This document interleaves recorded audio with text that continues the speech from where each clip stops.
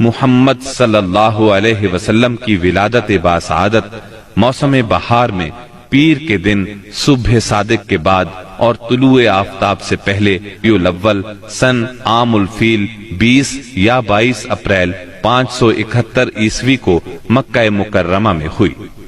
پیر کا دن آپ کی مبارک زندگی میں بڑی اہمیت کا حامل ہے۔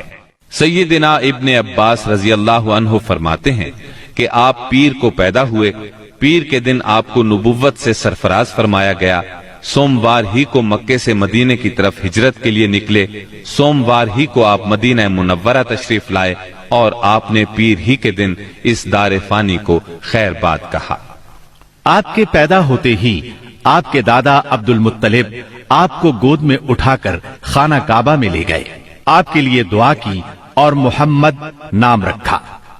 پوتے کی پیدائش کی خوشی میں 7ویں دن اپنے قبیلے کی دعوت کی۔ لوگوں نے آپ کے دادا سے پوچھا، آپ نے نومولود کا نام دوسرے لوگوں کے ناموں جیسا کیوں نہیں رکھا؟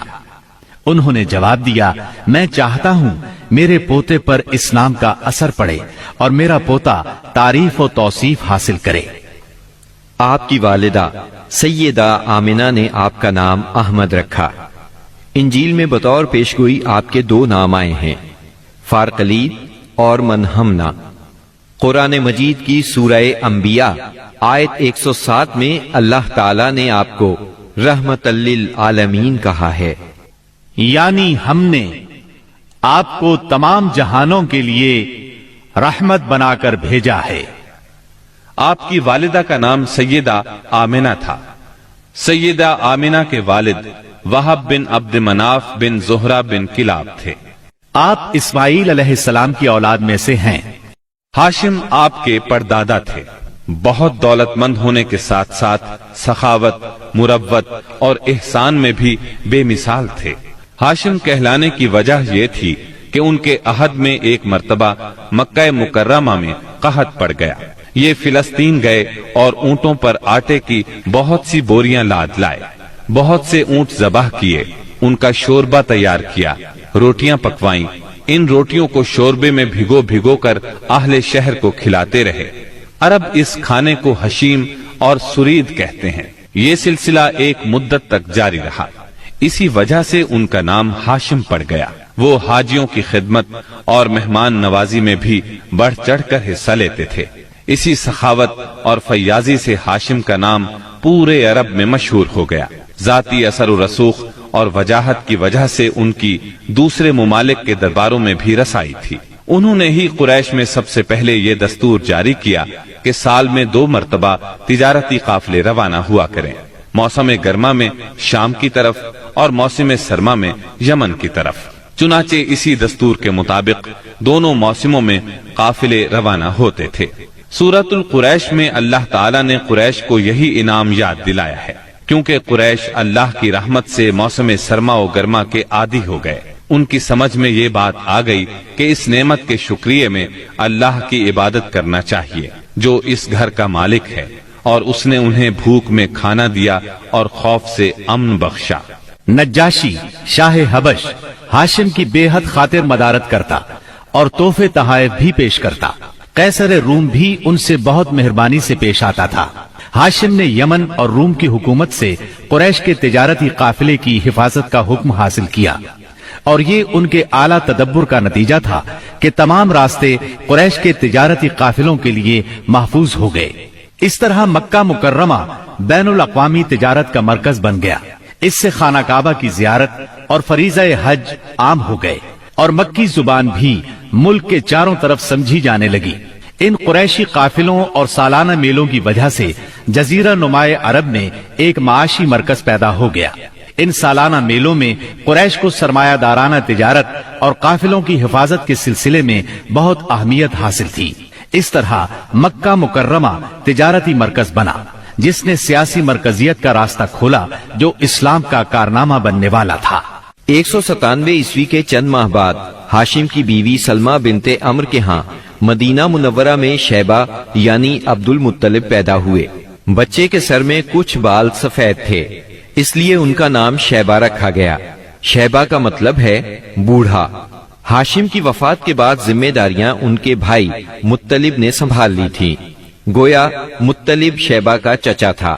اس کی وفات کے بعد شیبہ نے رفادہ اور سقایا کی ذمہ داریاں خوبی سے سنبھالی۔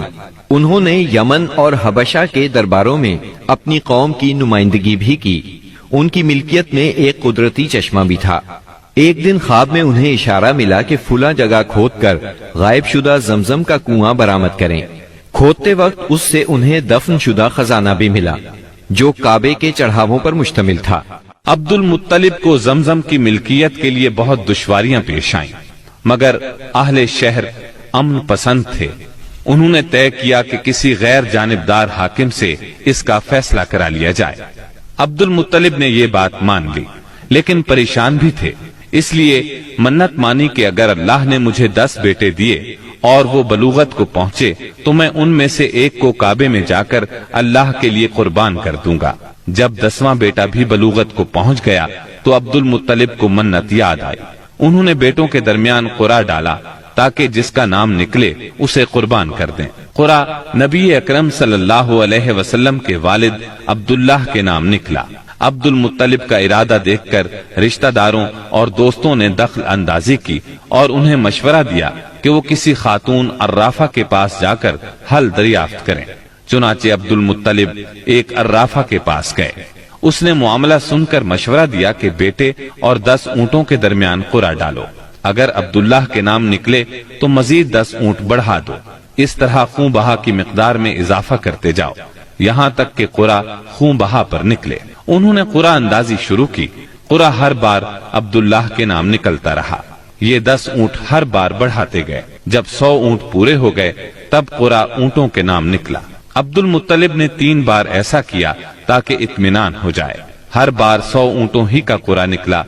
اب انہیں اطمینان ہو گیا کہ یہی اللہ کو منظور ہے۔ واقعہ فیل کے 50-55 دن بعد عبد المطلب کعبے کا طواف کر رہے تھے کہ انہیں پوتے کی ولادت کی خوشخبری ملی۔ 75 سالہ دادا بہت خوش ہوئے۔ نبی کریم صلی اللہ علیہ وسلم ان کے پیارے فرزند جناب عبداللہ کی یادگار تھے، جن کی زندگی 100 اونٹوں کی قربانی دے کر بچائی گئی تھی، لیکن پھر اچانک وہ فوت ہو گئے۔ ان کی وفات سے بوڑھے باپ کو جو صدمہ پہنچا تھا، پوتے کی ولادت سے ایک حد تک وہ کم ہو گیا۔ عبداللہ کی والدہ یعنی نبی صلی اللہ علیہ وسلم کی دادی کا نام فاطمہ بنت عمرو تھا۔ عبداللہ کے 2 سگے بھائی زبیر اور ابو طالب تھے۔ بی بی آمنہ سے نکاح کے بعد عبداللہ نے رواج کے مطابق 3 دن تک سسرال میں قیام کیا۔ اس کے بعد تجارت کی غرض سے شام چلے گئے۔ واپسی پر یثرب یعنی مدینہ منورہ میں ٹھہرے تاکہ اپنے والد کے حکم کے مطابق کھجوروں کا سودا کریں۔ مدینہ منورہ ہی میں قیام کے دوران وہ بیمار ہو گئے۔ آپ کی بیماری کی خبر مکہ پہنچی تو عبد المطلب نے فوراً اپنے بڑے بیٹے حارث کو عبداللہ کی خبر گیری کے لیے مدینہ روانہ کیا۔ حارث مدینہ پہنچے تو معلوم ہوا 1 ماہ بیمار رہنے کے بعد عبداللہ انتقال کر گئے ہیں۔ انتقال کے وقت انہوں نے 5 اونٹ، چند بکریاں اور 1 باندی چھوڑی، جس کی کنیت ام ایمن اور نام برکت تھا۔ عبداللہ کا انتقال اپنے پیغمبر بیٹے کی ولادت سے چند ماہ پہلے ہی ہو گیا تھا۔ گویا آپ صلی اللہ علیہ وسلم شکم مادر ہی میں یتیم ہو گئے تھے۔ آپ کی والدہ سیدہ آمنہ طہارت نفس، شرافت، عزت، عفت، عصمت اور پاک بازی میں بے مثال تھی۔ اپنی قوم میں سیدۃ النساء کے لقب سے مشہور تھیں۔ ددھیال اور ننہیال دونوں کے اعتبار سے آپ عرب کے بہترین قبیلے اور بہترین قوم میں سے تھیں۔